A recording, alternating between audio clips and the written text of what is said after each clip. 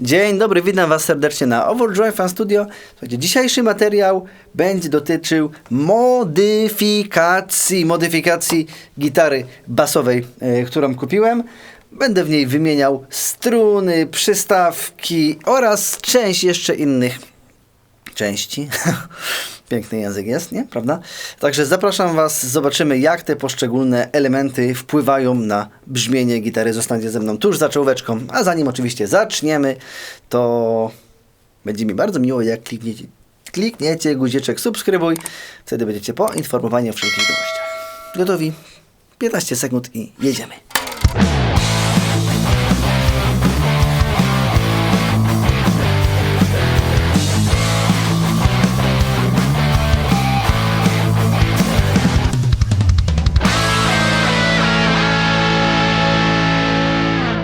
Jeżeli nie oglądaliście tego materiału wcześniejszego, w którym robię unboxing, prezentuję tą gitarę, którą zakupiłem na AliExpress, która na wzór przypomina nam gitarę, którą posiadał Mark Hoppus z Blink 182, czyli spełnienie moich marzeń, posiadanie takiej gitary.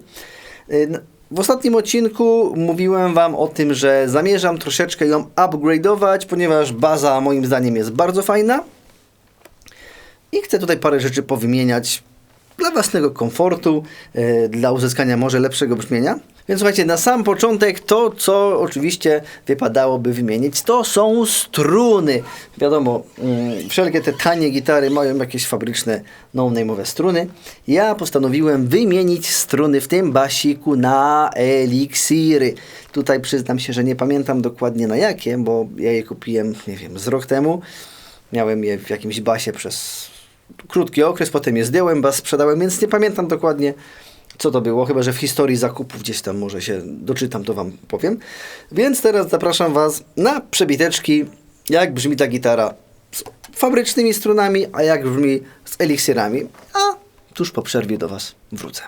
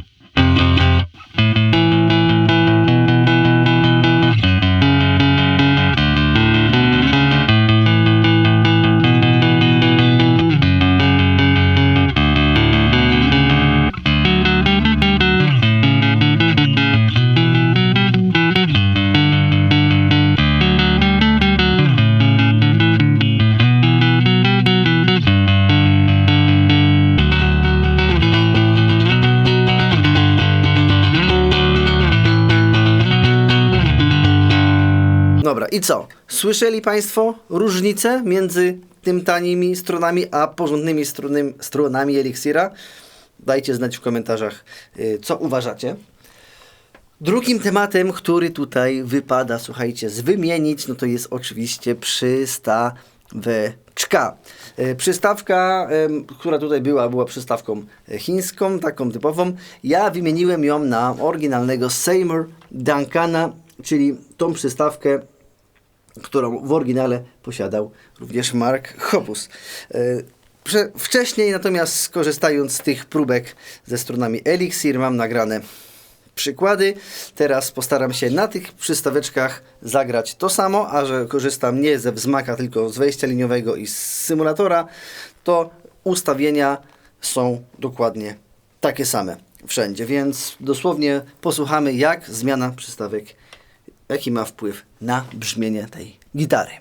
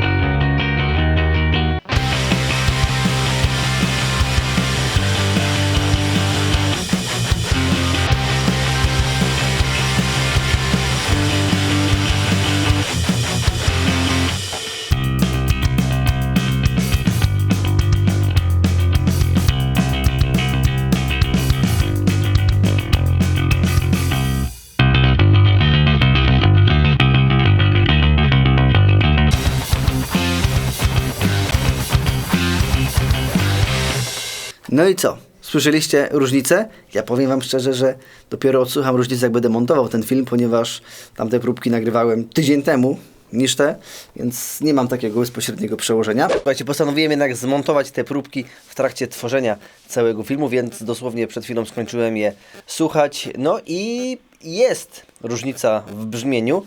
Nie zawsze taka ewidentna, natomiast no ten Seymour ma ten taki basik, takiego nohala więcej, która mega fajnie brzmi i mi się podoba. Natomiast ta chińska przystawka mimo wszystko broni się, wiecie, to nie jest przeskok finansowy, jeżeli taka przystawka chińska pewnie jest warta, nie wiem, 40 zł, a Seymour kosztuje 600, no to jest kosmos, prawda? A to nie brzmi kilkanaście razy lepiej. Natomiast no, chodzi o te niuanse. Tutaj płacimy za te niuanse brzmieniowe, których właśnie chcemy uzyskać. Zresztą dokładnie ten sam przypadek był w SH8, którą testowałem na kanale. No to też część z Was pisała, że nie słyszycie różnicy, że po co przepłacać, tak? A część pisała, że no właśnie o to chodzi, że tam szczypta, której brakuje chińskiej przystawce, to właśnie ma Seymour i o to właśnie chodzi. A jakbyście chcieli tą chińską przystawkę zakupić, to pewnie ją tam będę sprzedawał za jakiś czas, więc możecie tam na jakimś Facebooku się odesłać. Ale tu jeszcze Wam powiem jedną ciekawostkę. Otóż podczas rozkręcania tej gitary mogłem zobaczyć, jak ona wygląda. Tutaj macie zdjęcie. Byłem zdziwiony, że tylko jest wyfrezowany otwór na przystawki. Ale przy okazji okazało się, ja nie wiem, co jest ze mną ostatnio, takie struktury słowne mówię, że riboki zrywać. Okazało się, że dziura wyfrezowana na przystawkę jest tylko wielkości przystawki.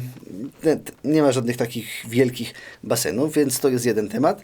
Drugi temat to to, że obudowy do Seymourów są mniejsze, znaczy nie te kostyczki, tylko te okrągłe cuda na śrubki, więc no tutaj niezbyt estetyczna dziura powstała.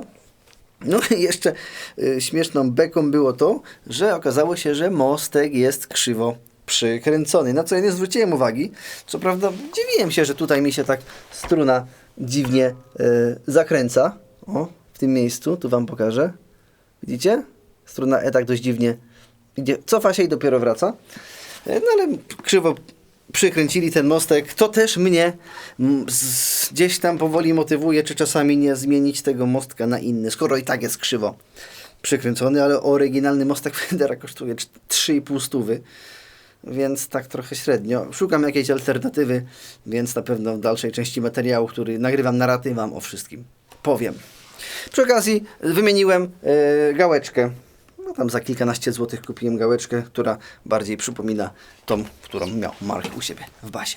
I dobrze, słuchajcie, od ostatniego cięcia minęło chyba ze 2 albo 3 tygodnie, ponieważ cały czas gdybałem, co właśnie zrobić z mostkiem. Mówię, nowy fenderowski, 3,5 stówy.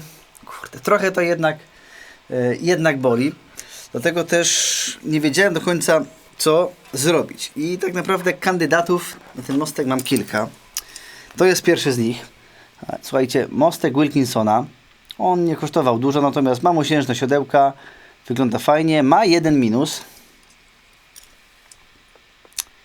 Nie ma dziurek, czyli do przeplatania przez korpus. No a nie wiem, czy mi się chce po prostu babrolić w wiercenie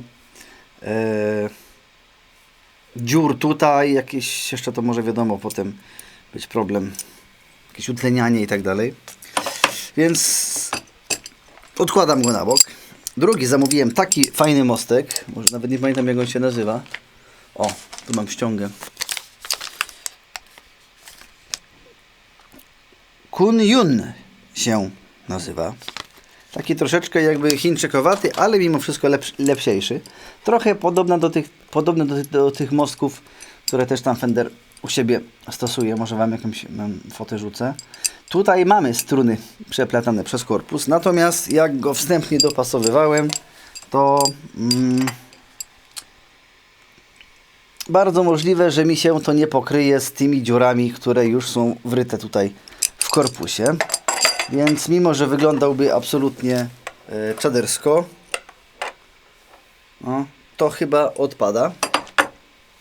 Wiecie, no wiem, że zaraz ktoś mógłby mieć bekę, że tyle wydałem na mostki, mogłem tego Fendera kupić, ale przecież się sprzeda na pewno ktoś tam na jakiejś grupce gitarowej za parę dyszek będzie chciał to odkupić. I mam jeszcze trzecią koncepcję, czy nie ukraść mostka od Sayera. Od tego Sayera. Nawet zaraz będę próbował to przekręcić. Może to coś pomoże, bo jednak jest bardzo fajny. Lepsiejszy na pewno niż ten. A Sayer jest gitarą do wynajmu. W sumie to mam jeszcze drugą taką sztukę. To z tej drugiej odkręcę, ale aktualnie ta druga się naprawia. Więc chyba mi nie będzie aż tak bardzo szkoda, a wtedy do Sayera wyląduje któryś z tych mostków. Także nie wiem jeszcze co zrobię, nie wiem czy to nawet dzisiaj zrobię. No dobra, zobaczcie, jako pierwszy mostek od Sayera mamy pewien problem. Widzicie? Otwory na dziury się nie pokrywają. Swoją drogą, właśnie przed chwilą załatwiłem sobie swoim mostkiem ryskę na korpusie. Także cudownie, prawda? Idealnie. No i niestety widać również stare dziury po starym mostku. Więc chyba wraca na miejsce. W tym wypasionym mostku jest podobnie, zobaczcie. Dziurki się nie pokrywają. Co prawda on akurat fajnie, bo pięknie zasłania nam tutaj stare dziury. No ale czy to tutaj wejdzie? Zaraz weźmiemy najcieńszą strunę. Jeżeli ja tu włożę najcieńszą strunę,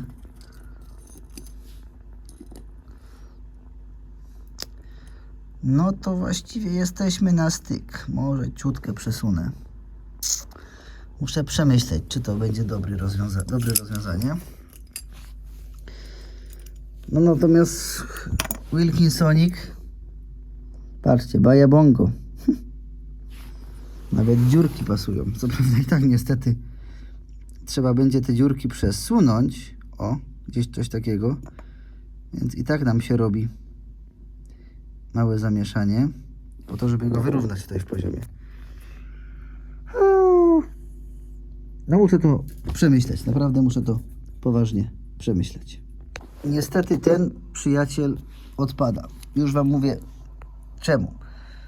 Jeszcze dochodzi jeden temat. Menzury. Zobaczcie, jeżeli ja teraz go położyłem tymi otworami na struny względem starego mostka,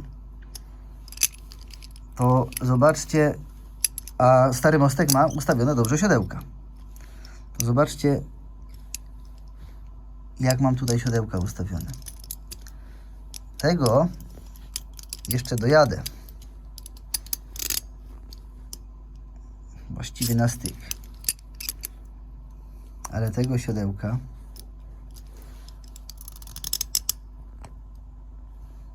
widzicie, tu jest przy paznokciu. Absolutnie nie. Nie będę w stanie menzury ustawić na tym mostku. Koniec, kropka. Niestety. Jeszcze parę zmian będę w tej gitarce robił, ale uwaga, uwaga, ustawiam się w ten sposób. Mam nadzieję, że nie wiem, za kilka dni będzie podobny kadr. O, tak zrobię. O. I zobaczymy, czy za chwileczkę odnajdziecie te zmiany. Uwaga. Czary mary. Taram! I co? Widzicie różnicę, czy też nie? Poczekajcie.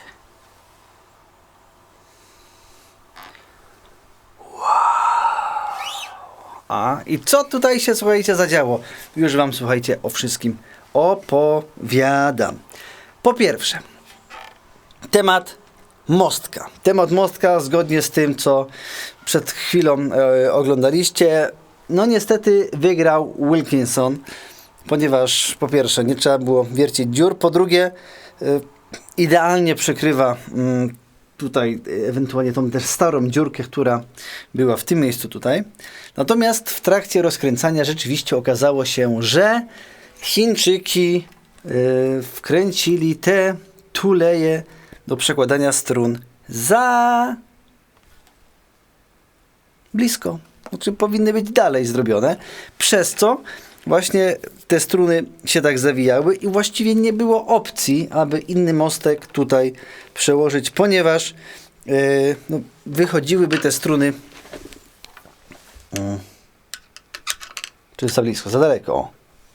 Tuż pod siodełkami praktycznie, a powinny wychodzić gdzieś gdzieś dalej. No ja wam tego tutaj nie pokażę. No ale no niestety spidolili sprawę. Także kolejna rzecz wyszła a propos jakości tejże gitary. No co prawda można było pod kątem wkręcić to, ale to już duże babrolenia i niszczenie dechy, więc to sobie na chwilę obecną odpuściłem. Natomiast słuchajcie, to co jest tutaj, to co widzicie, to jest jak najbardziej wszystko oryginalne. To jest, słuchajcie, gryf Fender Precision z serii Player, właśnie robiony w Meksyku z 2022 roku. Tak, otóż to był jeden z moich planów, że ja absolutnie muszę mieć gryf fenderowski. Dlaczego? Ponieważ uwielbiam sposób wykończenia gryfów Fendera, uwielbiam ich jakość i zamówiłem sobie na Musickerze replacement gryfowy. To wcale nie było takie drogie. 1200 zł to w tym momencie kosztuje i jest absolutnie fantastyczny. Wiem, że są zwolennicy i przeciwnicy Fendera, natomiast ja należę do tych zwolenników i ten gryf jest absolutnie mega fajny. No ale, żeby gryf zamontować, trzeba było wykręcić stary. Wykręciłem stary, przymierzyłem ten, mówię, no nie no, miodzik malina, wszystko pasuje, kieszeń gryfu, cudowna. Natomiast okazało się, że nie pasują otwory po śrubach. Zresztą mam tutaj stary gryf i pięknie możecie sobie na to zwrócić uwagę, zobaczcie jak one są krzywo wkręcone. Ewidentnie jak ktoś mocował ten gryf, to śruba wchodziła pod skosem, co zresztą w korpusie również potem wyszło i to było w ogóle nie spasowane, więc trzeba było jakoś sobie z tym tematem poradzić. Opcje były dwie. Albo wykorzystać te stare dziury w korpusie i wrobić nowe dziury w gryfie Fendera, a Fender miał pięknie na wymiar już te 4 dziurki zrobione, więc trzeba byłoby rozwiercać nowy gryf, co uważałem, że to jest bezczeszczenie tego pięknego gryfu. Więc opcja była taka, że trzeba było zrobić nowe dziury w starym korpusie. A żeby można było zrobić nowe dziury, no to niestety trzeba było te stare dziury zakołkować. Zresztą pięknie widać na tych przebitkach, jak te kołki krzywo są wsadzone, no ponieważ tak krzywo były zrobione dziury. No to wiecie, kołeczki, klej do drewna, no musiało wyschnąć i tak wyglądał ten temat. No i potem ewentualnie kwestia dobrego dopasowania otworów z gryfu do korpusu. No i tutaj bardzo pomogła taśma klejąca oraz nożyczki, długopis, mazak. Zresztą wszelkie przebitki albo w tym momencie widzicie, albo za chwilkę zobaczycie. No i nadszedł czas na wiercenie nowych dziur na śrubę. Kolejna przeszkoda została pokonana, ale w międzyczasie, jak mi korpus sechł, okazało się, że te piękne gotochowskie klucze, które zamówiłem, nijak nie pasują dziurkami do gryfu fenderowskiego, który również miał swoje dziurki. No i znów należało podjąć decyzję, czy trzeba rozwiercać gryf, główkę na nowe dziury, czy szukać czegoś innego. I powiem wam szczerze, że znalezienie dobrych jakościowo kluczy, które nie kosztują 500 czy tam 400, naprawdę długo mi zajęło. Gotocha żadnego nie mogłem dopasować. Nawet te fenderowskie albo były jakieś drogie i ja odpuściłem. Tych tanich takich, wiecie, za 5 dych kluczy nie chciałem. Chciałem naprawdę coś fajnego i udało mi się na Thomanie wyszukać klucze Clusona vintage po prostu Wcale nie były drogie, bo kosztowały mniej niż 200 zł, 192 w tym momencie, jak patrzę. I pasowały idealnie. No, trzeba było troszeczkę powiększyć otwory na śrubki, klucze razem z tulejami, ze śrubeczkami. Mega, mega, mega fajne. Polecam Wam bardzo, bardzo, bardzo serdecznie te klucze. Dodatkowo, jak zauważyliście, tutaj to cudo zostało. Tutaj jest po prostu ta część z Gotocha. Także stwierdziłem, że no jak jest gryf Fendera, to osprzęt musi być absolutnie wysokiej klasy. No nie takiej najwyższej półki, ale musi być dobry.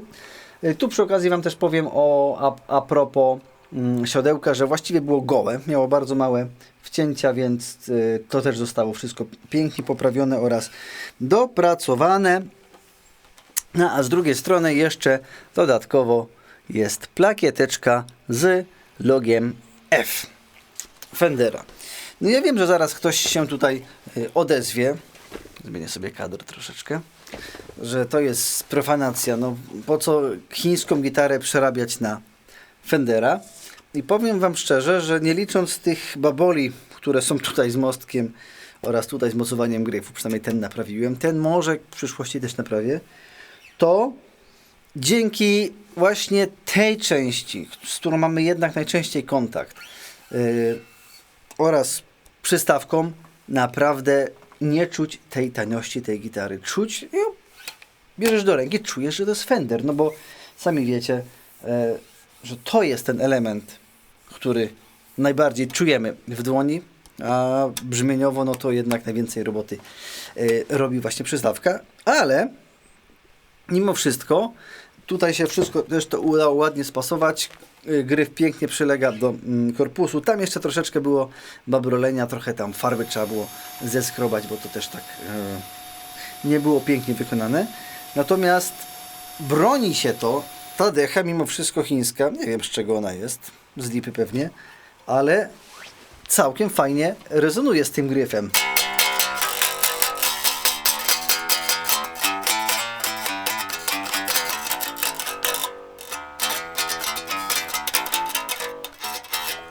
Bardziej mi się podoba niż Precision Bass oryginalny Fendera, który miałem jakiś czas temu na kanale. Więc tak to wszystko wygląda. Jeszcze mam gdzieś klucze, co ja mówię, straploki Schellera, ale to już jest kosmetyka, wkręcę tutaj. Naprawdę jestem z tego zadowolony. Wiadomo, to, że jest to Fender, a tu już nie jest Fender, no to ja wiem. Natomiast wiadomo, robiłem to dla własnych potrzeb. Chociaż co prawda już szperałem po tych reverbach i eBayach, żeby kupić korpus Jazz Bassa. Albo jest taki bass z Fendera, jak on się nazywa?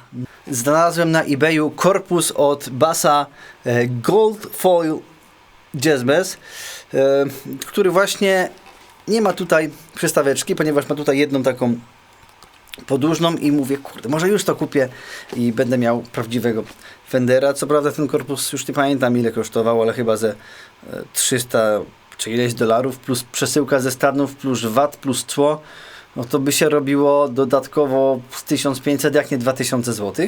Ale tak mi się podoba brzmienie tego korpusu, tak to mimo wszystko ładnie się udało wyprowadzić, że nie będę tego robił. Zostawiam to w tym momencie jak jest. No i teraz na pewno się zastanawiacie, czy mi się to w ogóle opłacało.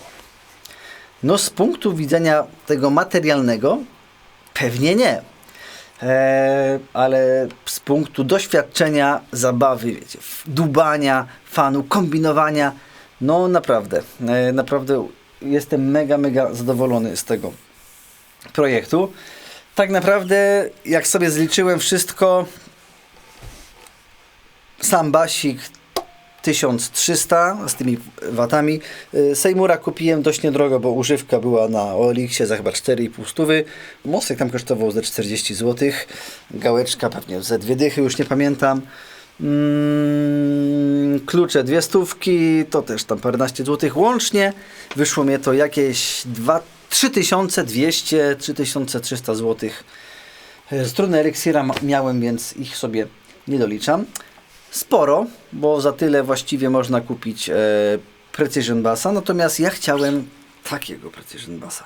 Dokładnie takiego z Seymourami, w takim kolorze, z takim wyglądzie.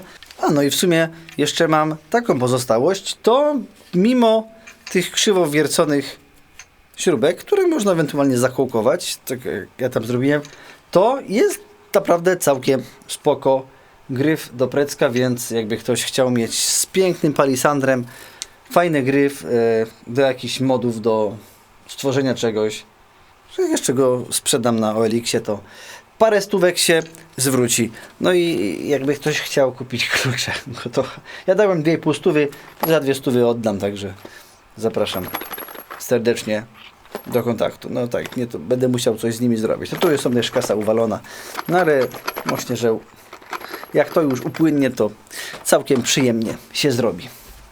No powiem wam tak, gdyby w tym momencie, jak ja to robię, był na rynku gdzieś w Polsce, albo nie wiem, nawet może w Niemczech, Jazz Bass, oryginalny marka Hopusa za jakieś 4000 zł, to bym go naprawdę bez zastanowienia kupił. Natomiast nie było. Jestem zadowolony z tego projektu. Też fajnie, ponieważ no, jakby nie patrzeć, robiłem to wszystko na raty. Nie wywaliłem na dzień dobry 4000, tylko pierw 1300, za które zapłaciłem właściwie chyba w sierpniu, czy we wrześniu, już nie pamiętam. Potem, nie wiem, w potem parę miesięcy później przystawki, potem klucze, więc to gdzieś się na raty, powiedzmy, rozłożyło. Nawet ktoś ostatnio szukał na grupie basowej, że kto ma do sprzedania bas marka Hopusa. Jest absolutnie ciężko go dostać, zwłaszcza w fajnym kolorze. A nawet jeżeli by się na jakimś reverbie czy w Stanach na eBayu pojawił za właśnie 4000 zł, to przy sprowadzeniu do Polski możliwe, żeby mi go owatowali i w tym momencie by się zrobiło z 4000 6000 zł, plus cło, plus te wszystkie wysyłki. To jest to, co chciałem i mam. Także mam teraz, słuchajcie, 2 przyjaciół.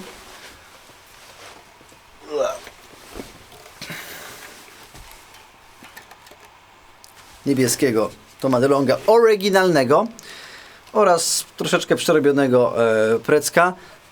Tutaj, co prawda, w oryginale marka jest to nowsze logo. Nie to spaghetti, tylko to nowsze, ale no to wiecie. To już jest jakiś tam szczególik w tym wszystkim. Teraz by wypadało coś nagrać, prawda? Co prawda w tym roku mamy rocznicę Enema of the State. 25 lat, słuchajcie, minęło. 25 lat od wydania tej płyty. Od momentu, kiedy ja naprawdę absolutnie się zakochałem w muzyce punk rockowej. Ale ja już nagrałem Enema of the State. Wszystkie riffy, to sobie możecie zobaczyć, właściwie koniecznie zobaczcie. Więc planuję nagrać po prostu wszystkie riffy z Take Off Your Pants and Jacket właśnie na tym sprzęcie. No ale w takim razie zagram wam jeszcze parę dźwięków na tym. Posłuchacie, jak brzmi korpus z gryfem Fendera. Akurat mam dziabnięty palec, więc tak mi się średnio będzie grało, ale no to cóż, tak bywa.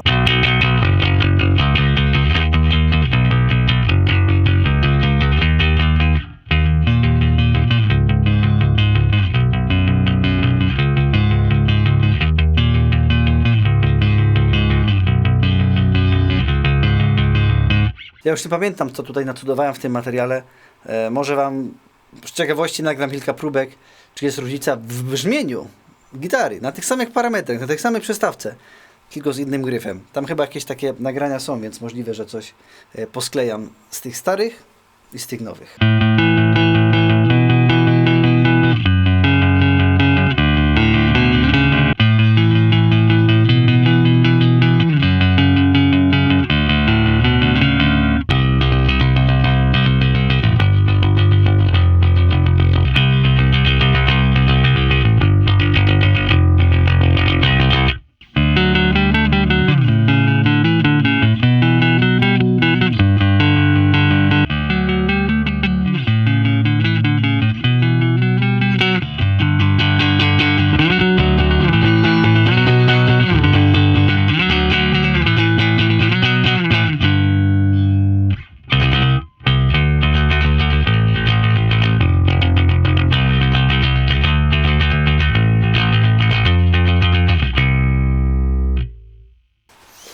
Tak jak już mówiłem, ja jestem zachwycony.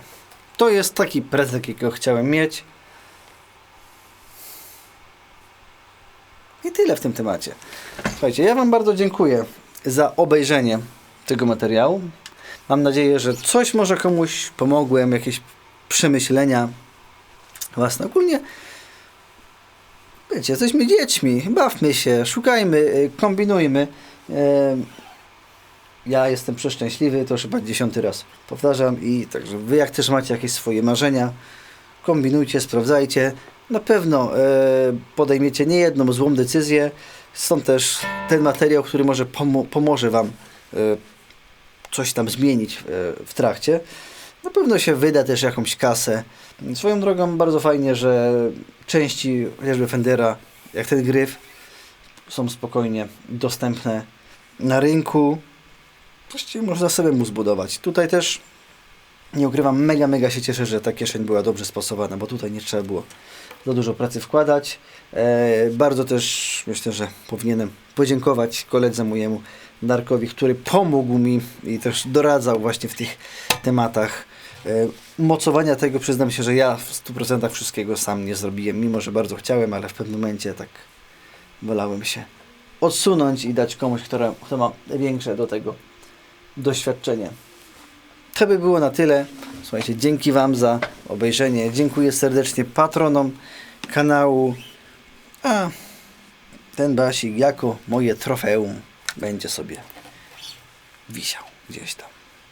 No i będę na nim grał. Myślę, że w niejednym numerze zagram. To w tym momencie jest mój drugi ukochany basik, tak? Bo pierwszy to jest... To są moje dwie ukochane piękności, czyli Ray 34 od Sterlinga oraz Precision, co nie mogę powiedzieć, Fender Precision Bass z korpusem no-name'owym z Ali. Także w tym momencie mój zen basowy jest osiągnięty.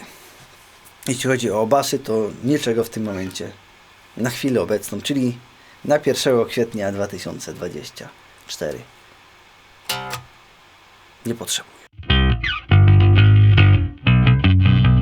Ła.